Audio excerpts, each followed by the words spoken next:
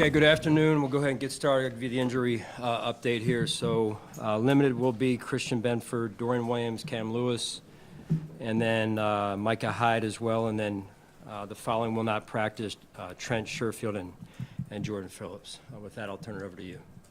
John, have you figured out what structure yet on the offensive side with the coach, where Joe will be always? It's unfolding daily. So Shula will be around the quarterbacks a little bit more, and Joe obviously being the coordinator seat.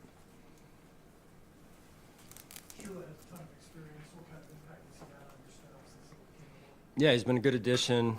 Like you mentioned, ton of experience. He's been in the head coach's seat before, been an offensive coordinator multiple times, quarterback coach. When I first was introduced to Mike in Carolina, he was our quarterbacks coach and did a nice job with Cam Newton. You've been the coordinator in all your careers as a coach in the NFL. What can be expected realistically from having a change like this on such a short week going into Sunday? Well, I mean, I don't think we'll get, the real tell until we get a few weeks into it here, but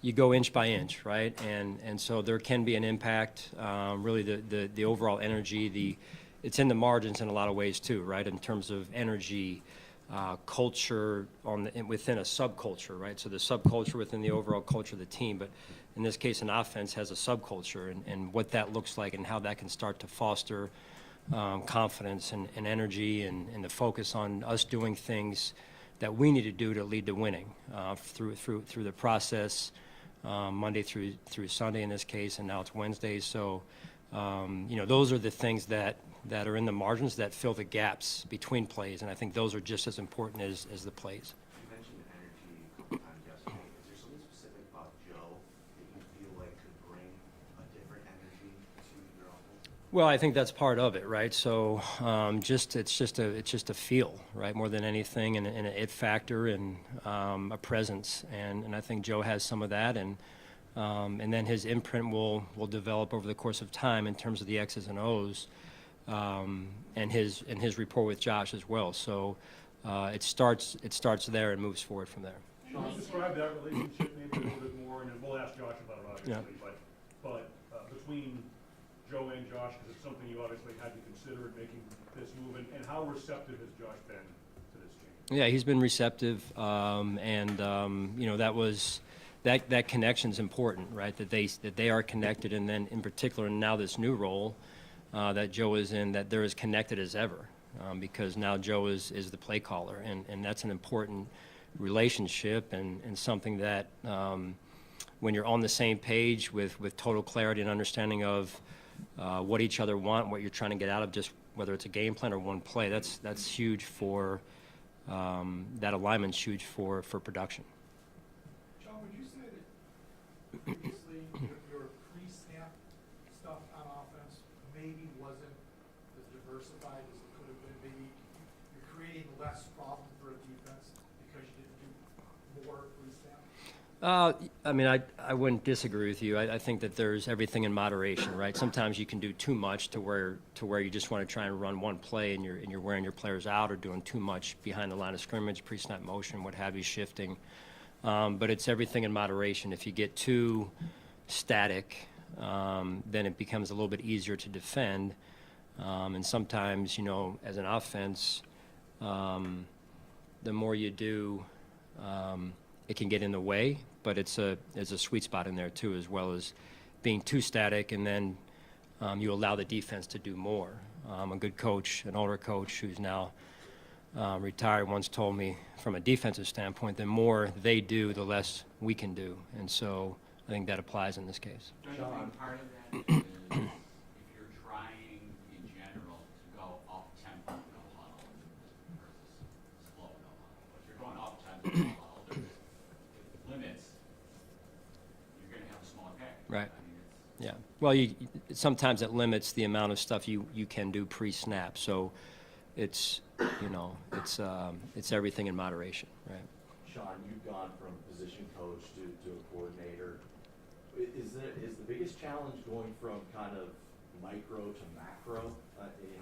How is that, like how your brain works and how you see things on Yeah, well, I mean, I feel strongly about this, that a coordinator position, just like the head coach position, it's a leadership position. You better have the X's and O's because the job really boils down to it's a leadership position, and that's what I mentioned about it being in the margins and all the intangibles that go with developing a culture are important, right? And it starts with the leadership aspect of the job. Sean, how much change are you looking for Joe to bring schematically to the offense, especially understanding this point in the season, how deep you are and limited maybe the time is for major league? Yeah, I don't want to get in, John. I respect your question, but obviously that's a strategy thing at this point. So I would just tell you overall, his job is to put the players in position, just like my job is. Sean, how, Yeah, they've taken it in stride. I mean, obviously, sad at what had to be or what became of it, but looking forward to a new beginning here and an opportunity to gain more production and on a more consistent basis, really.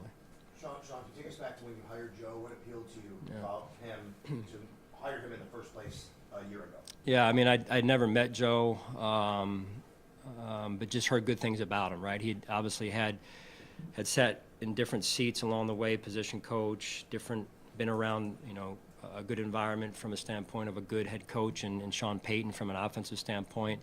Back then he was an assistant to an assistant at times, and then the assistant, and then he moved on to LSU where he became a coordinator.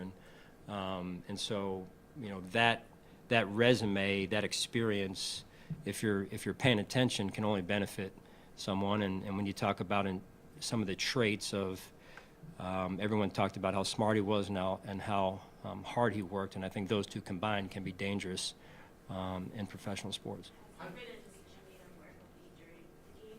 No, not that far, Elena. No. I'm curious, what is the benefit from your perspective, what you've seen of calling plays and being down on the field? Like, what do you get from, I know you haven't Yeah. been a coach, but in your experience, like, what are the benefits of being on the field versus? Well, yeah, I mean, that's a good question. I mean, I've done both, and I can tell you what I came up around was on the field. The coordinator, Jim Johnson, I worked with and for, was down on the field, and there's a huge leadership aspect to doing it from down there.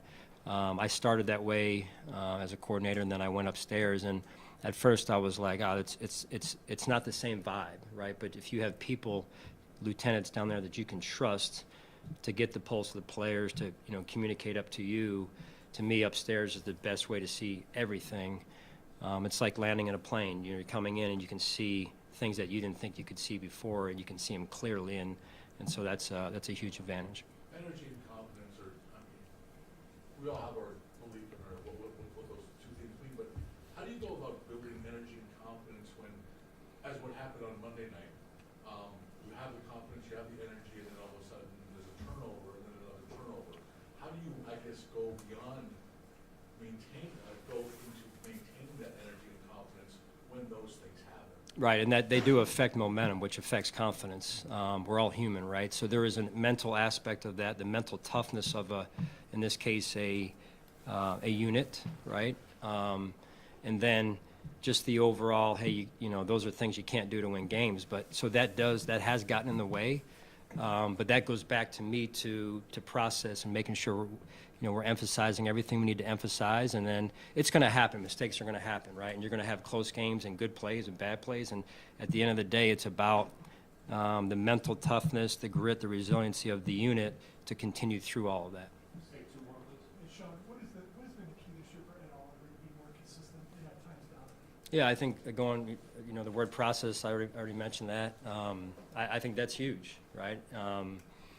And then I would say sometimes guys get paid and they go the other way, and it's kind of the relaxation syndrome that sets in. And I know that's sometimes what makes fans irritated with certain situations. But in this case, I think the contract has helped him, and you can ask him why. But his process is as good as it's been. So his preparation is as detailed as it's been, and I think that's important. And you're seeing the result. And I would say for some of those other guys up front as well that may not have performed up to the level that they are this year.